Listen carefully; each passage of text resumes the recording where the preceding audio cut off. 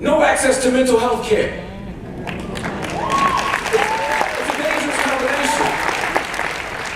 It's a dangerous combination, but that cocktail is worsened by the idea that this gentleman out in California at UCSB, if you read his work, if you read the legacy he left behind, the memoir he left behind, if you look at his internet antics, his rantings and such, you see that he was also deeply poisoned by misogyny. Deeply poisoned by a rape culture that says that female bodies are not only always subject to vulnerability, always subject to assault, always unsafe, always unprotected, but always accessible to male bodies and male desire, irrespective of female interest. That's a world that we gotta talk to.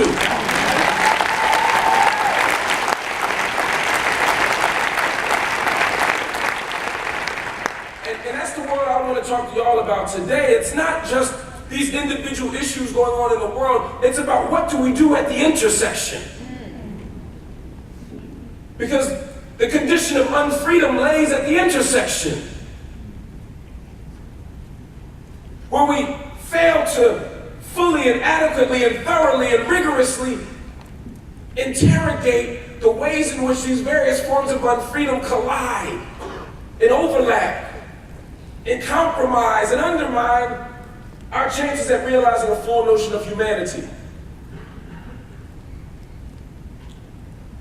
So for me, when you come to Ncore, that's what we're supposed to be doing. This is a great place to do it, because you can't do this at home. You can't. Ain't nobody at your house doing this. Y'all can go back, I mean, you go back to your home institution, it's like two of y'all.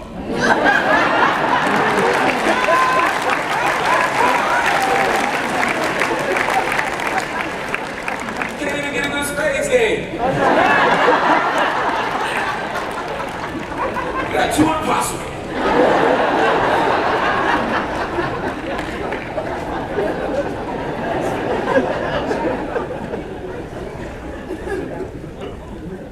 And so we come here to find community. Yes. We come here to get re-energized. We come here to get recharged. We come here to get informed. I was talking to my dear brother, Elon Dancy, earlier. We were interviewing, and we talked about the idea of preaching to the choir, but choirs need to get preached to as well. Can we give a round of applause to Elon Dancy as well, a brilliant scholar. Very smart man. Other than joining Alpha Phi Alpha, made very good life choices. Nobody's perfect.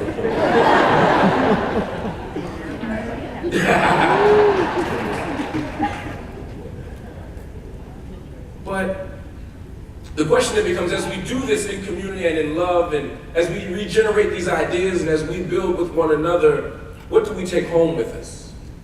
Because it would be an awful tragedy to come here and leave feeling good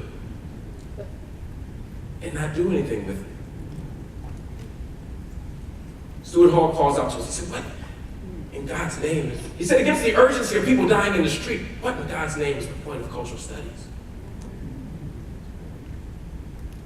What's the point of studying representations if it does nothing to the life that might live a little bit longer or die a little bit sooner? It's at that moment that we recognize the ephemerality, the elusiveness of theory. If we do nothing but to make the world better, then theory has let us off the hook. We got to do something when we leave here. And so, the things I want to talk to you about in a little bit of time that I have here is to help us answer that question of what do we do now? How do we negotiate unfreedom in ways that make the world a little bit better? One thing I think we have to always consider and engage is the practice of deep listening. We live in a country that doesn't listen. We don't listen. We talk. Ain't no shortage of talking in this country. 24-hour cable news.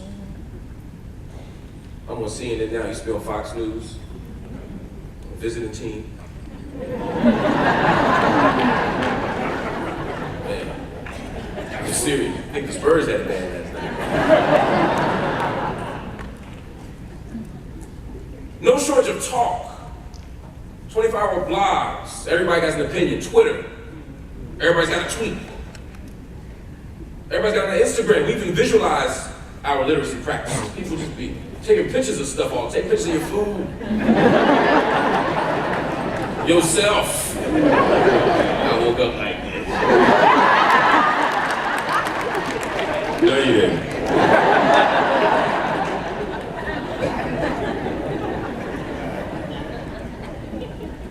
But listening is something else. It's not being quiet while someone else is talking, waiting to say what you were going to say anyway. Listening requires a deeper level of engagement. Listening requires a deeper level of commitment. Listening requires you to recognize worth and value in bodies and identities that have been rendered silent, that have been rendered marginal. We have entire election cycles where Democrats and Republicans don't listen to poor people.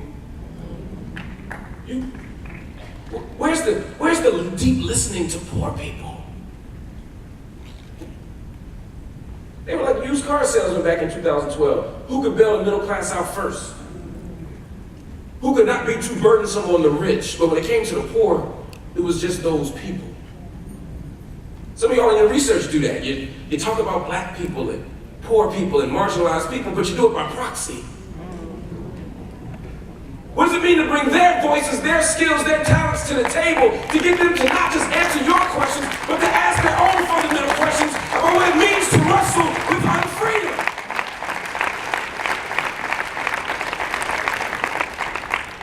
But you gotta be willing to listen to it. Even if it comes in a black body, or as y'all academics say, in an urban body. You know, urban is like secret agent talk for racism.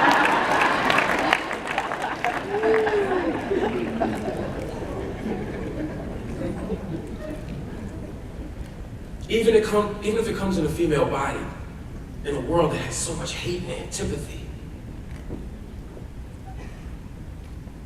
toward women. Even if it comes in a trans body.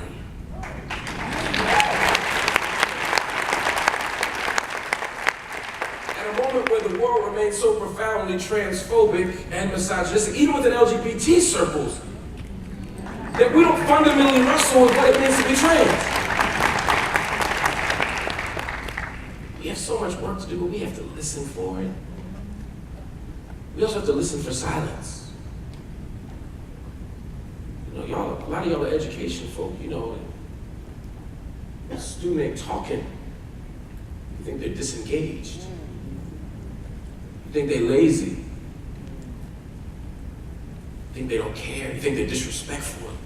Not only is that a ethnocentric analysis, in many countries the notion of silence means something very different, but it's also an impoverished analysis within this context, because within this context, silence, sometimes you listen for the silences. There is power in silence. There's resistance in silence. There is joy in silence. There is possibility in silence. We must listen for the moments of silence as much as the moments of voice. We must listen to the underside of that note. We have to listen. We have to have a fundamental engagement with young people, not viewing them as social burdens, but listening to them as stewards of the future. It's amazing that even in education circles, how much we pathologize and demonize young people and criminalize young people.